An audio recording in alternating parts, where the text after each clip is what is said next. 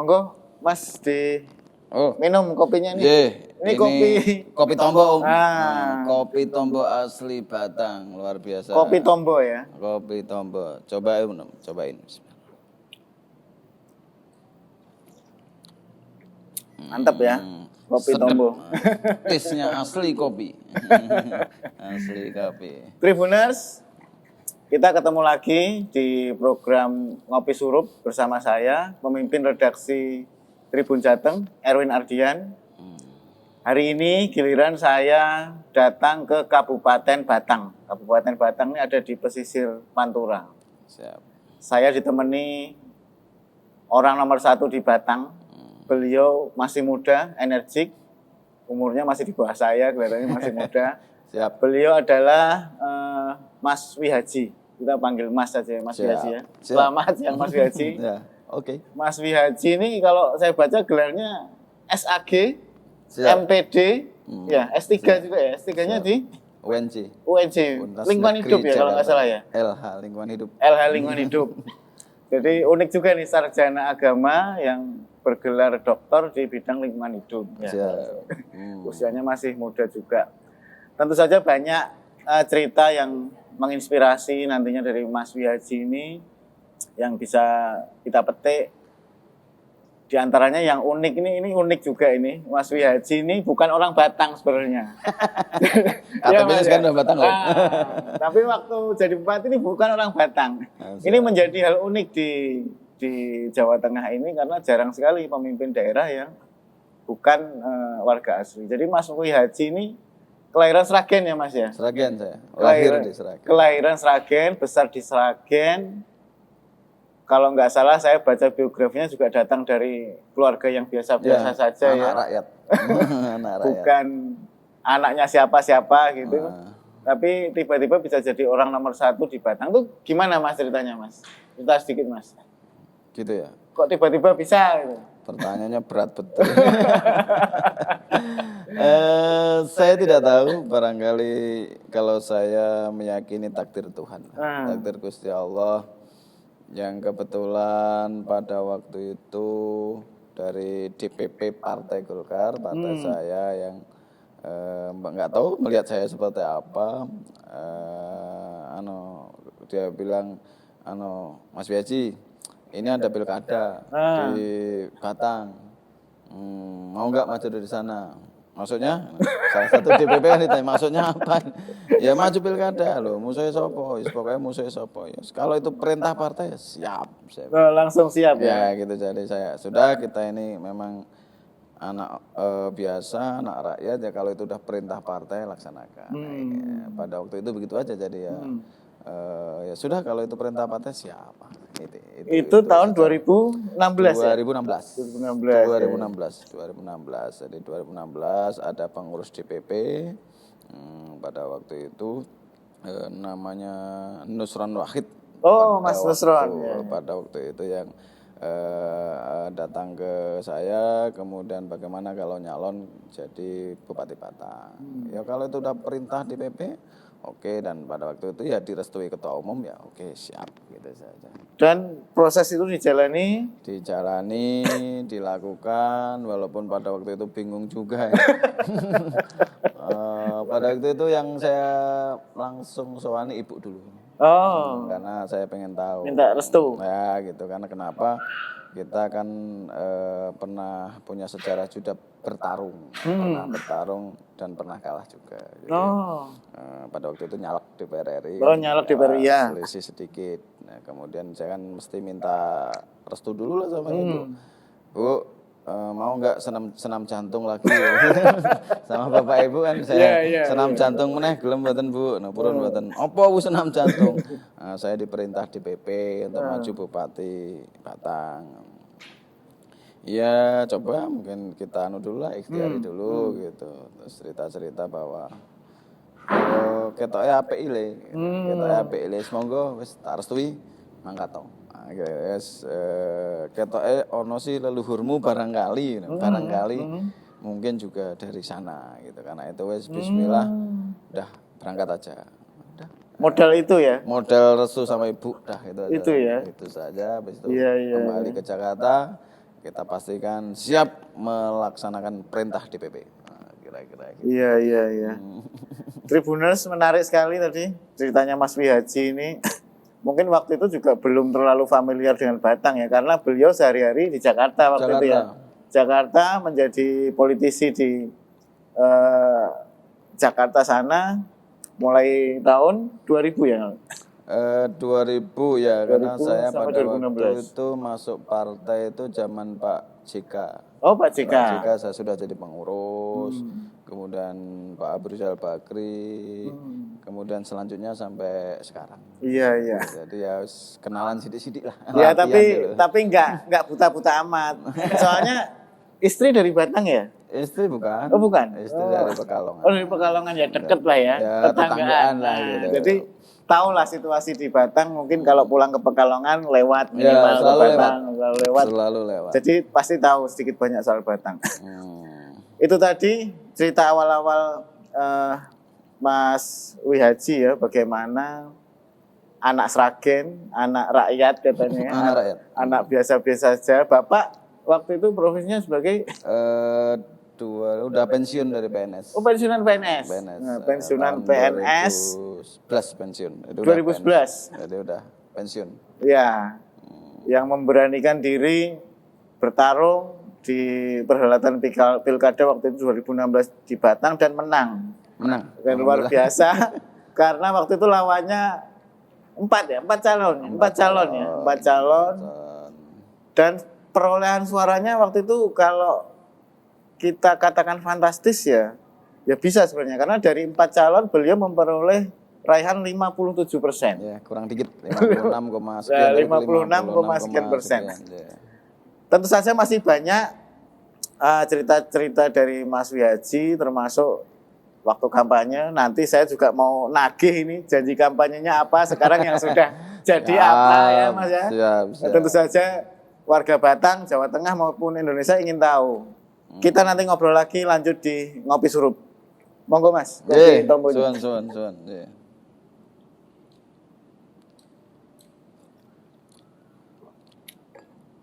Pada waktu kampanye saya selalu meyakini bahwa ukuran pendapatan income per kapita sebagai salah satu IPM ya.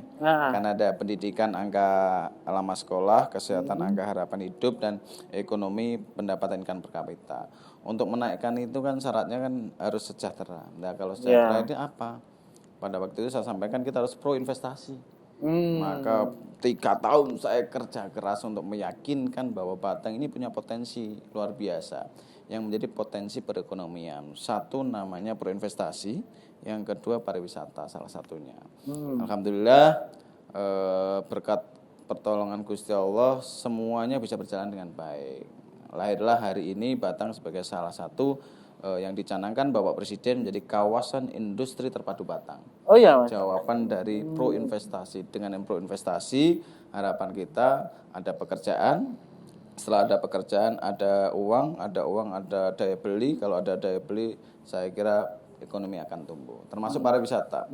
Karena setelah saya jadi itu saya merenung dan saya baca buku tentang sejarah Batang. Kan saya nggak tahu persis kan sejarah apa sih keunggulan itu. Saya renungkan, saya diskusi ketemunya ini. Kekuatan di Batang itu memang 2 hal ya. 1 industri, 2 pariwisata. Industri dan pariwisata. Ini kekuatan Batang. Yang lain insya Allah tetap ada. Tentu di kabupaten lain juga ada, tetapi yang namanya industri dan pariwisata belum tentu bisa diterapkan di kabupaten lain. Pertanian hampir semua kabupaten ada kecuali kota. Peternakan hampir semua kabupaten kota. Pembangunan biasa saja kalau saya. Pembangunan itu kewajiban, bangun jalan, bangun ini kewajiban, tetapi bagaimana yang punya impact kepada masyarakat khususnya masalah pekerjaan. Bukan masalah kerjanya sih, tapi dari kerja itulah nanti dapat uang, maka akan ada daya beli, maka ekonomi tumbuh. Disitulah barangkali salah satu 9 program prioritas yang insya Allah hari ini sudah saya laksanakan semua. Insya Allah sih tentu akan diukur nanti dari indeks dan nilai di dalam pemerintah daerah itu ada rumusnya untuk apa itu apa yang sudah diraih dengan skor berapa dan seperti apa nilainya itu ada rumusnya gitu, insya Allah. Dan itu terukur semua ya Mas ya? Ada indikator-indikatornya ya? Indikatornya ada, karena di RPJM ini jelas ini indikatornya ini nilainya sekian, ini sekian. Nah tentu belum sempurna lah, masih PR-nya masih banyak. Tetapi step by step saya jalankan sesuai dengan barangkali kalau saya sih bukan janji ya, ikhtiar saya. Ikhtiar saya sebagai untuk program kerja pada waktu itu, karena pada waktu itu ada 3 kalimat saya yang sampaikan di akhir ketika saya debat. Ing ngarsa sung tulodo, ing ngarsa bangun ing ngarsa sung tulodo, ing madya bangun karso tutwuli handayani. Di depan kita harus memberikan contoh. Ing ngarsa sung tulodo, ing madya bangun karso. Di tengah-tengah kita harus bersama-sama dengan rakyat. Konsep kita guyub rukun. Baru tutwuli handayani. Seandainya kita di belakang, ayo kita dorong bareng-bareng. Tiga kalimat itulah yang menjadi prinsip saya, karena hari ini rakyat itu kadang-kadang dalam tanda petik no trust kepada para politisi, siapapun politisinya. Dan kita bangun itu bahwa kita di Indonesia ini belum sempurna, tetapi harus ada optimisme. Rakyat kita harus diajak optimisme, dan dalam tanda petik kita tidak perlu mengajarkan banyak hal. Kita yang perlu adalah mencontohkan banyak hal. Kalau kita banyak ngomong, tidak ada prakteknya, rakyat tidak percaya. Hari ini penyakit itu ada, dan tidak salah rakyat, karena memang barangkali dalam tanda petik ada beberapa yang mungkin yang kebiasaan yang menimbulkan ketidakpercayaan. Karena itulah saya meyakini bahwa hari ini tidak perlu banyak perkataan, tidak perlu banyak janji. Yang penting kerja dan memberikan contoh. Tanpa contoh rakyat nggak percaya. Karena itulah step by step. Oke, ketika ngomong saya ukur, saya bisa melaksanakan enggak, bisa memberikan contoh enggak. Hari ini rakyat butuh toladan, butuh tulodo, butuh contoh. Pemimpin itu barangkali yang menjadi inspirasi buat rakyatnya. Kalau memberikan contoh yang baik ya, insya Allah nanti rakyat juga mengikuti. Tentu tidak sempurna lah, kita ini manusia, tapi ya kita ikhtiar semaksimal mungkin. Kira-kira itu Om. Iya, baik. Tribuners, yang perlu digarisbawahi tadi pesan Mas Wihadi. Jadi yang penting itu adalah kerja dan memberi toladan, kira-kira begitu. Contoh. Karena rakyat sekarang melihat pemimpin dari hasil kerjanya, bukan dari omongannya. Ya. Karena banyak yang ngomongnya pinter tapi kerjanya ternyata kurang, belum terukur, belum optimal. Itu menarik ya Tribuners. Jadi kita juga mungkin sebagai pemilih, sebagai rakyat juga harus pintar nih melihat nih mana pemimpin yang kerjanya sudah oke dan mana yang masih perlu didorong lagi. Mungkin Mas ada pesan-pesan nggak terakhir nih untuk pemirsa nih Tribuners? Kira-kira ada kiat-kiat khusus atau apa biar menyemangati kita? Ya kita sharing saja. Kalau saya begini, negara kita ini negara besar, negara kesatuan Republik Indonesia. Untuk itu harapan saya tentu, oke, kita bangun optimisme. Siapapun warga kita dari berbagai kabupaten, tularkan virus optimisme. Jangan bikin virus pesimisme bahwa kita ini begini-begini, sudahlah. Saya yakin negara kita ini nanti akan jadi negara hebat. Percaya sama saya, insya Allah saya termasuk yang optimis bahwa negara kita ini nanti akan menjadi negara yang hebat. Dan Kabupaten Batang juga bagian yang kita bangun, setiap hari kita bangun optimisme. Mungkin orang mengatakan begini, sudahlah, itu jangan ikuti isu itu. Kita bangun virus optimisme, Batang bisa, masyarakat mampu, toh buktinya bisa. Maksud saya bahwa, oke, karena negara besar kita harus optimis. Kalau ada optimis, ada harapan. Hidup ini kalau ada harapan kan ada semangat. Kalau ada semangat timbul inovasi dan kreativitas. Dan insya Allah kita akan menjadi negara yang hebat, kabupaten kita maju, dan rakyat khususnya Batang tentu step by step akan menikmati hal tersebut. Mungkin jangka pendek belum kelihatan, tapi jangka panjang saya meyakini Pak, nanti akan tambah baik. Negara kita ini tambah baik. pandemi COVID ini kita memaksakan diri untuk kreatif, inovatif.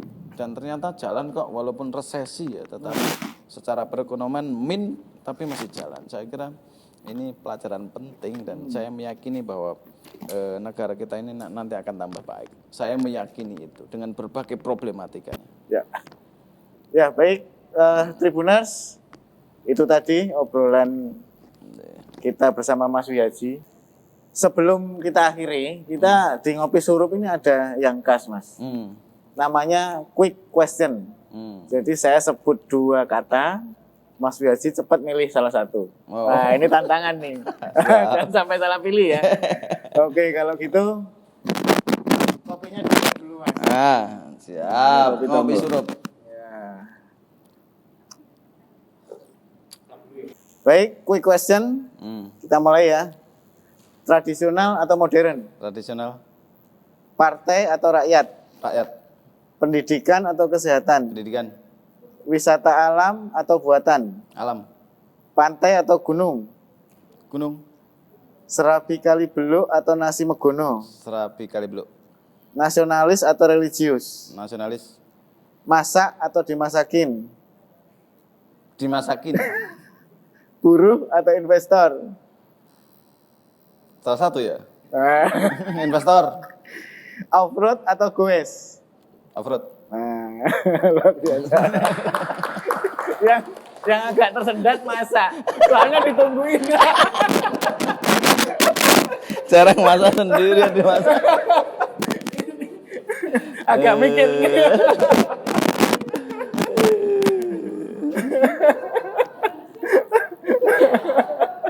Agak deg-degan nih. Kalau salah jawab bisa bahaya. Aku harus ngomong masak ngapusi.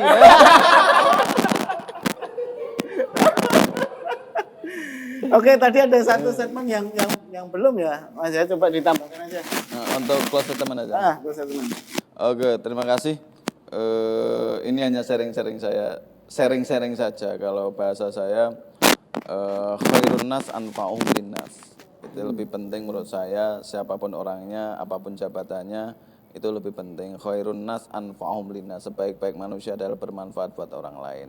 Karena itu trademark saya itu ya berkumpul, berpikir, berkarya. Ya. Ngelumpuk, mikir, berkarya. Nah, gitu. Baru yang terakhir, jangan lupa siapapun yang datang ke Batang, tombo teko, loro lungo, rezeki lancar, utang lunas. Sip. Monggo ke Batang. Tribuners, obrolannya sangat menarik kan tadi dengan Mas Wihaji, anak Sragen yang datang ke Batang jadi bupati, sudah banyak karya yang dilakukan, tapi ke depan masih banyak PR yang harus diwujudkan. Pesan Mas Wihaji tadi diantaranya kita harus konsisten, gitu, komitmen, juga harus kerja keras, gitu. Karena pemimpin tidak hanya ngomong, tapi rakyat akan melihat hasil kerjanya seperti apa. Ya. Baik Tribuners, terima kasih. Kita ketemu lagi nanti di Ngopi Surup selanjutnya. Mas Wihaji, terima kasih. Siap, matur suwun saya. Kapan-kapan nanti saya main lagi ke sini Siap, lagi. welcome 24 jam. Mudah-mudahan kalau itu kawasan industri tadi sudah jadi, saya ingin lihat seperti apa nanti. Monggo, diliput juga di sana. Oke Tribuners, sampai ketemu lagi di Ngopi Surup berikutnya. Salam Tribun.